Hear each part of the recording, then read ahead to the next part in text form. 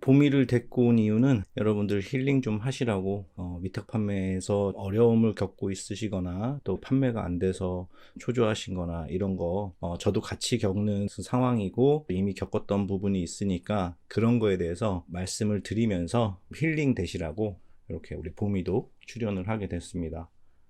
안녕하세요. 인사해. 얘 보면 그냥 웃겨요. 자, 시작합니다. 여러분 안녕하세요. 장사 27년 정 대표입니다. 얘는 우리 강아지 보미입니다. 보면 볼수록 미남이라고 해서 제가 이름을 지었어요. 남자예요.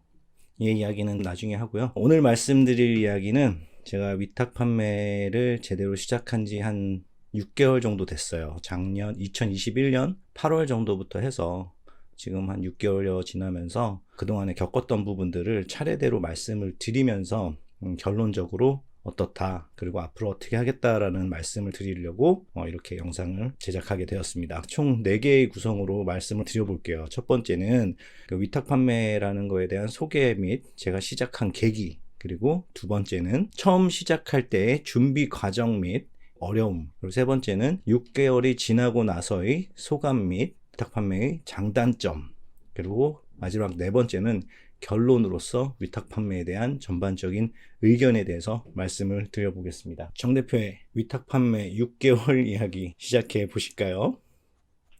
보미가 들어가 보시죠. 여러분, 위탁 판매 소개를 좀 해볼게요. 간단하게 얘기하면 도매 사이트들이 있어요. 말씀을 많이 드렸던 도매매나 오너클랜, 그리고 그 외 도매 사이트에서 제가 가지고 있는 쇼핑몰에 올려서 주문이 들어오면 도매몰 쪽에다가 주문서를 넣어서 소비자들께 배송을 하는 게 위탁 판매입니다. 자체가 재고 부담이 없고 처음 사업 시작할 때 사업 자금이 별로 안 든다는 거, 그런 메리트가 있어서 여러분들이 많이 하시고 유튜브에서도 많은 강의나 있고 저도 강의를 많이 했죠. 저는 유튜브를 작년 6월에 시작해서 그 위탁 판매 관련된 이야기는 작년 8월 정도부터 했던 것 같아요. 그것도 한 6개월 지났네요. 제가 시작한 계기는 다른 게 아니라 제가 원래 순댓국을 한 26년 가게도 하고 공장을 한 9년 하다가 공장을 워낙 크게 지었는데 그게 좀 안 되는 바람에 공장을 문을 닫고, 그러면서 뭘 해야 될지를 이제 생각하는 과정에서 온라인 판매를 제가 한 9년 동안 했기 때문에 온라인 판매를 하는 거에 대해서는 나름대로 노하우가 있고 광고나 이런 것도 많이 했기 때문에 그런 방법을 충분히 알고 있어서 시작을 하게 되었습니다.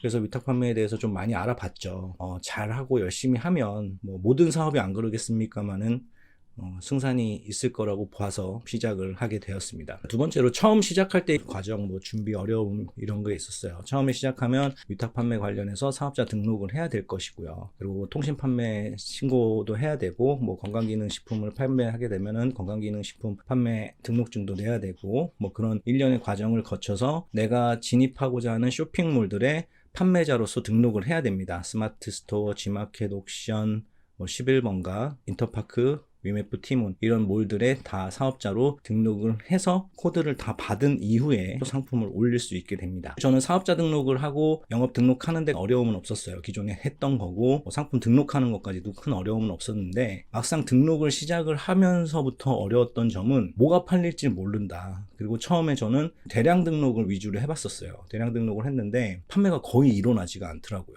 그러면서 제가 상품을 직접 고른 거를 상품명도 바꾸고 썸네일도 바꾸고 이렇게 올렸는데도 그것도 잘 판매가 안 되더라고요. 상품을 등록하고 이런 방법은 도매몰에 나와 있는 설명이나 유튜브를 봤을 때 저는 수월하게 한 편이에요. 왜냐하면 말씀드렸듯이 9년 동안 인터넷 판매를 하면서 그런 쇼핑몰들을 다 다뤄봤기 때문에 상품 등록을 하고 뭐 광고 진행하고 이런 거는 수월하게 했으나 실질적으로는 판매가 이루어지지 않아서 엄청 힘들었었습니다. 그래도 계속 올렸죠. 특히 쿠팡에다가는 대량 등록 위주로 계속 올리면서 했었는데 한 달 지나는 시점부터 주문이 조금씩 들어오기 시작하더라고요. 뭐 한 달 주문량이 다 해봐야 월 매출 한 40만 원 뭐 이런 식으로 나오더라고요. 근데 저는 전업으로 뛰어든 거기 때문에 그렇게 매출이 나오면은 생활을 할 수 있는 매출 규모가 아니니까 마진이 많이 나온다고 해도 잘하시는 분들은 40-50% 남는 분들도 있다고 하는데 저는 기본적으로 한 20% 정도의 마진을 보고 한 거거든요. 그래도 꾸준히 계속 올렸어요. 대량 등록은 대량 등록대로 올리고 상품을 단품으로 직접 고른 거를 썸네일 바꾸고 상품명 바꿔서 올리는 것들은 그런 식으로 올리고 이렇게 양쪽으로 다 상품 등록을 해서 판매를 했습니다. 그러면서부터 12월부터 이제 매출이 오르면서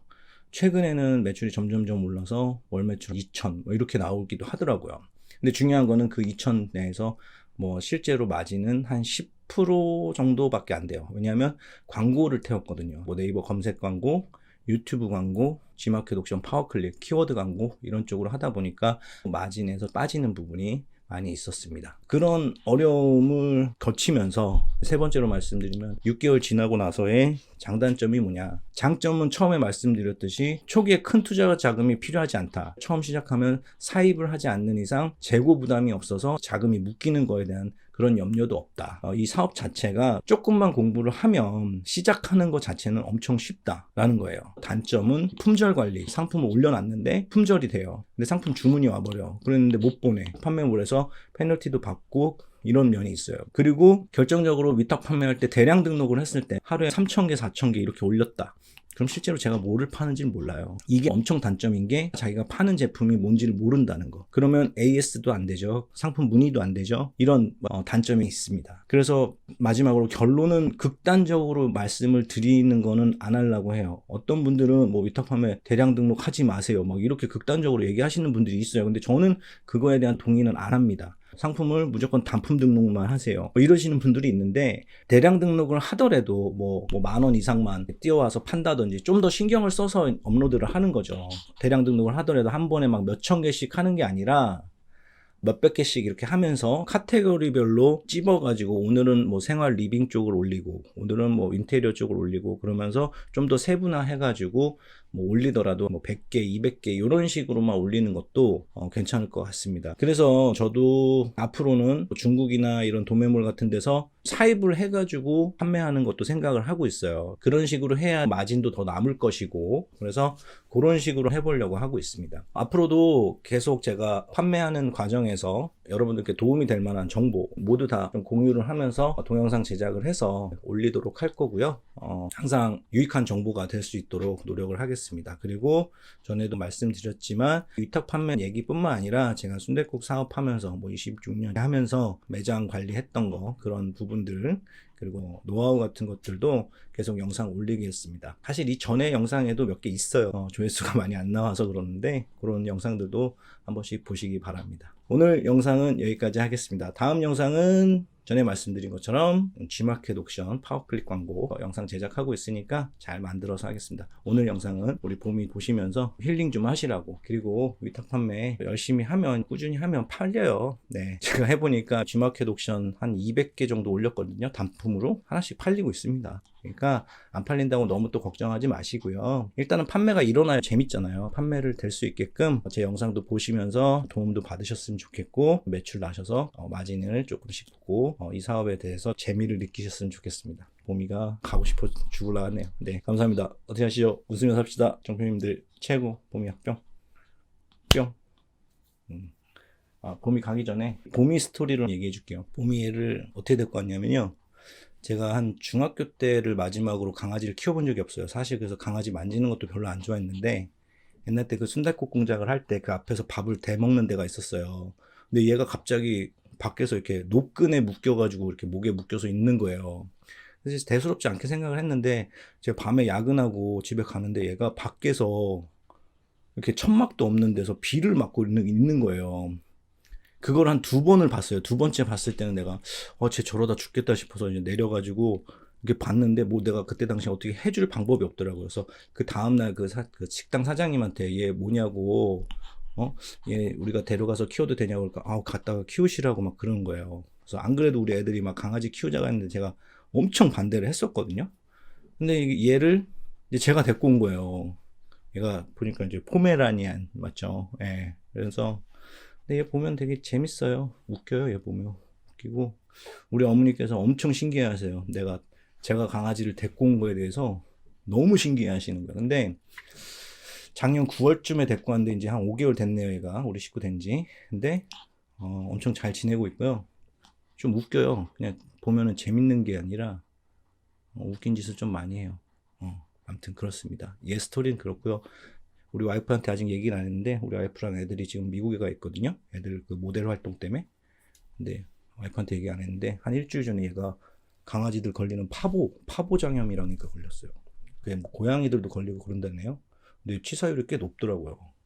그래가지고 막 토 막 몇십 번씩 하고 막 애가 기운 없어 죽으려고 그러더니 많이 나았어요 이제.